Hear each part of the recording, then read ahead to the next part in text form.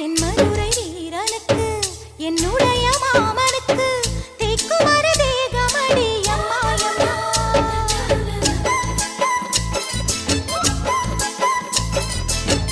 மாமன் பெற்ற பெண்ணுனக்கு மையெழுதும் கண் எதுக்கு என்னை வந்து கொல்லுதடி எம்மாயம்மா.